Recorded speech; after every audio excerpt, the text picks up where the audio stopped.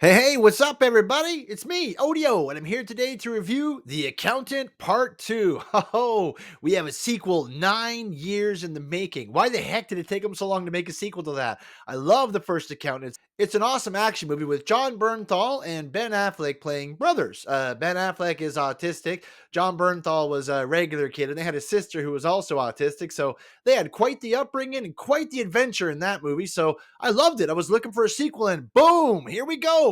The Accountant 2 has arrived. Let's get into it here. So I just want to say to start this off, there is a whole lot of movie here. It's just coming in just over the 2 hour mark, but we get a lot going on, and it's just thick with stuff happening. We open up with Ben Affleck. He's like I said, he's back from the first one. He's the autistic accountant, and he's got like pretty funny mannerisms, and he's starting trying to date. So what he did was he signed up for this dating thing, kind of like speed dating, where all the people go around and talk to each other. And he changed all the answers on his profile to be the most popular one, so all the ladies would come up and want to talk to him. He put himself by a camper, said he likes to travel, and a bunch of other things. But he still manages to screw up every opportunity when they come and talk to him. He's so awkward and weird, and he's always talking about accounting and how they can save money on their taxes. And one woman was like, "Oh, what about kids?" He's like, "You look about 44." Maybe too late for that. It was hilarious. And that's the big thing about The Accountant 2 that part one does not do. This one has jokes. I mean, I don't want to say jokes galore, but it has a lot of really funny moments, well timed moments, especially between Ben Affleck and John Bernthal. My goodness, they really come across as brothers, especially John Bernthal.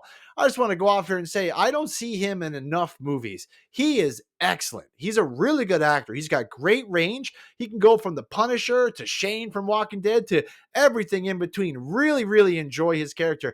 And him and Ben have great chemistry together in this. They're playing off each other like real brothers, cracking jokes like, "Oh, you're a dumbass," or "You're an idiot," or whatever. They punching each other, and then they go off into battle together. Oh, it's you. I totally believe they were brothers. I have a brother, and this is kind of how brothers communicate with each other. It was really great when he finally gets back together with him. All their scenes together are fantastic.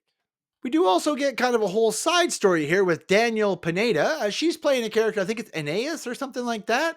She's also an assassin who might be like the accountant. It's hard to tell. But long story short, when the movie gets started, there's a big murder. I don't want to ruin it in case you're going to check the movie out, but there's a big murder. Someone dies, and it's so important that this person writes, "Get the accountant," so that they'll know who that is. And if you've seen the first accountant, which I'm assuming you have if you're watching this review and looking for the accountant too, it's Mary Beth Medina. That's right. Her from the first movie. Remember, she was going to take over for King. He told her to answer the calls. They don't know where it's coming from, but we know it's Ben Affleck's sister. She actually, in this one, they have an autistic army. There's a whole bunch of them there using computers. They're able to hack, and they do a whole lot of things that are very illegal, which makes Mary Beth Medina kind of uncomfortable. Once she gets in with the accountant and they're trying to solve all these crimes and figure out who murdered this person, they start to break the law in a lot of ways. And she's a federal agent, so she's not super comfortable with all that. But yeah, we get a lot of time with Ben Affleck as Christian Wolf. Like I said, there's a lot of movie here. His interactions with everybody is really interesting to see, especially like I said, when he gets with Mary Beth Medina and they're trying to solve this case, he's using his resources, which are, horrendously illegal, and she's trying to use legal ways to solve the problems, which aren't going to work out. So he ends up reaching out to his brother there to try to get him to come and help them out. His name is Brax, John Bernthal's character.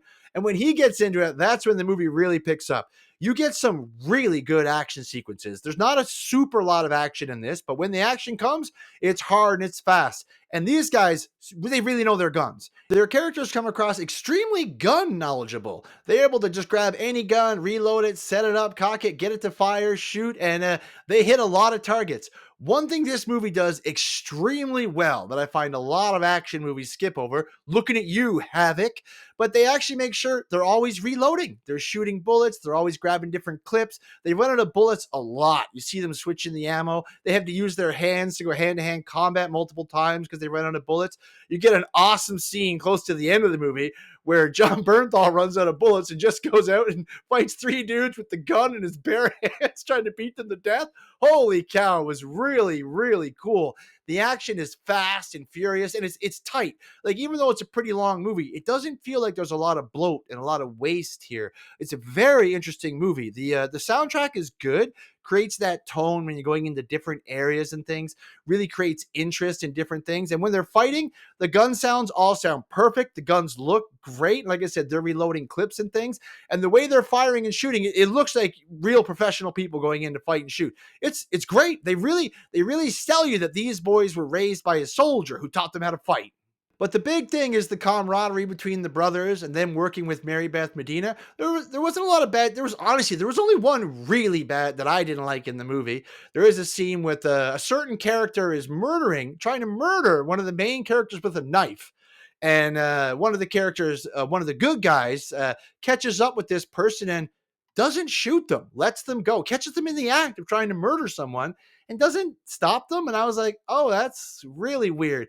Kind of ties into that little side quest with Daniela Pineda. But that was the only moment in the movie where I was like, come on now, like that, he would shoot the heck out of this person. Like, if this was happening in front of him, I think it would have played out differently. But I could tell by the end of the movie, there's a whole nother side plot for Daniela Pineda's character that you're going to get about her life, what happens to her. And they're trying to find, at the end of the day, Ben Affleck and John Bernthal, they're fighting traffickers, human traffickers, which is great. Just like with The Beekeeper and Working Man and some other movies, you hate the villains. No one likes human traffickers. They suck. So watching them get shot, gunned down in the face and beat to death, you're like, yeah, get them. Let's get another one. The final action sequence with the brothers is just glorious to witness on the screen. It's funny, it's interesting. The combat is just laced up to 10 when you get to the end, and they go in after the traffickers, and they're actually they have a bunch of children there. They're trying to save a child who they believe may be Daniel Pineda's kid, but that's what they're trying to do: stop the traffickers, save the children, save the people, and you're rooting for them the whole way. The movie's funny. Like I said, the camaraderie, the brotherly jokes and stuff like that, they really lands. Like the jokes really land. Their comedic timing is good. It's not a comedy, but whenever you see Affleck and Bernthal together, you're like, oh, this is going to be another good scene. And almost always it is. This is a really, really, really good movie. If you like The Accountant 1, it took 9 years to get a sequel, but The Accountant 2 is here, and it's a darn good movie. I'm going to give this one an 8 out of 10 on the Autometer. It's an easy recommend. You're looking for a good action movie to go see at the theater this weekend. This is an easy win. You'll have a fun time, especially if you've seen the first one. Characters are back, the action stepped up, and you get a lot more of the brothers together in this one, which I really like. Them fighting together is a great scene. They should do some more movies together with these two guys. But thanks so much for your time, guys. Really appreciate that. Please like, share, and subscribe to the video. And remember, everybody, stay out of trouble.